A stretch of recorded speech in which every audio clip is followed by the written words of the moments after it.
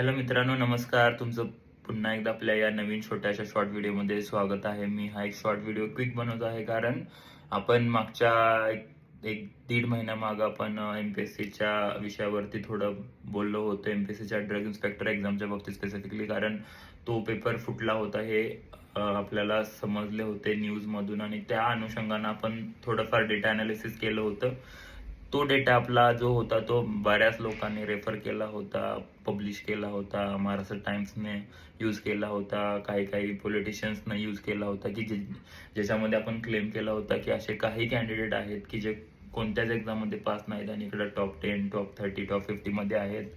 आणि त्यामधलेच काही काही कॅन्डिडेटना असे काही पेपर मिळाल्याचा सुद्धा संशय होता, आणि त्याच्यामधून काही गोष्टी समोर येतील असं आपल्याला वाटलं होतं. सो फायनली एमपीएससीनं ऍक्सेप्ट केलं आहे की पेपर फुटला होता, एका कॅन्डिडेटला मिळाला होता आणि प्रेम प्रकरणातून तो समोर आला, असं तसं हे ते केलं आहे. पण हे तेवढं समाधानकारक उत्तर वाटत नाही, आणि याच्यामध्ये अजून पण लोक असू शकतात असं मला नक्कीच वाटतं, आणि मे बी बाकीच्यांना सुद्धा वाटत असेल. त्यामुळे तुम्ही सुद्धा या व्हिडिओच्या कमेंट सेक्शन मध्ये सांगा जर तुम्हाला सुद्धा असं वाटत असेल तर.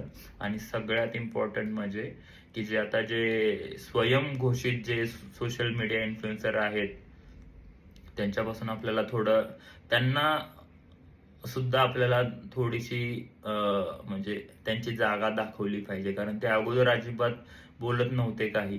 कारण ज्यावेळेस एमपीएससीनं प्रेस नोट रिलीज केली होती त्यामध्ये त्यांनी स्पेसिफिकली मेन्शन केलं होतं की डिफेमेशन केस करणार, एमपीएससीला तुम्ही जर बदनाम केलं तर असं तसं हे ते. आता जर तुम्ही ऍक्सेप्टच केलं आहे तर आता कोण याची नैतिक जबाबदारी कोण घेणार?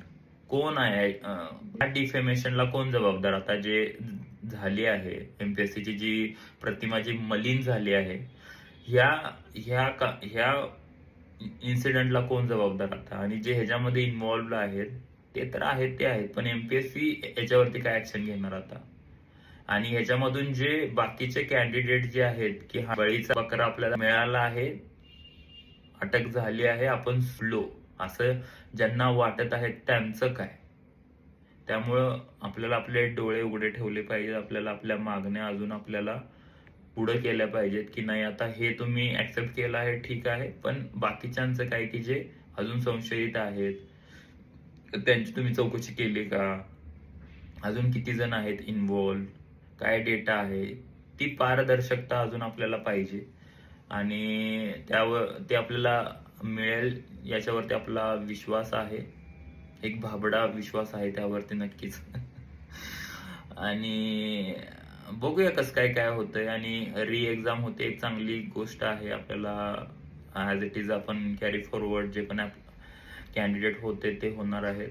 आणि जे सगळ्यात इम्पॉर्टंट म्हणजे जे कॅन्डिडेट आपल्याला होते संशयित किंवा जे पण आहेत ते डिबार्ड होत आहेत का, या सगळ्या गोष्टी आपल्याला चेक केल्या पाहिजेत. आणि प्लस सगळ्यात इम्पॉर्टंट म्हणजे जे स्पेशल रिझर्वेशनचे जे आहेत कॅन्डिडेट, ते आपल्याला 10 वेळा व्हेरीफाय केले पाहिजेत की ते तेच आहेत का आणि ते त्याच्यासाठी इलिजिबल आहेत का. कारण आजकाल सगळ्यात मोठा ग्रे एरिया हा स्पेशल रिझर्वेशन किंवा जे कॅटेगरीज जे घेतात त्यामध्ये आहेत. For example sports quota, for example physically challenge किंवा ते डिसेबल्ड असतात तो, किंवा ऑर्फन वगैरे असे काही काय असतात. त्यामुळे तिथं आपल्याला स्पेशल फोकस ठेवला पाहिजे की ते कॅन्डिडेट रिअली व्हॅलिड आहेत का.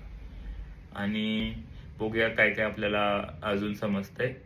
तर स्टे ट्यून, भेटूया आपल्या नेक्स्ट व्हिडिओमध्ये. तोपर्यंत बाय, टेक केअर.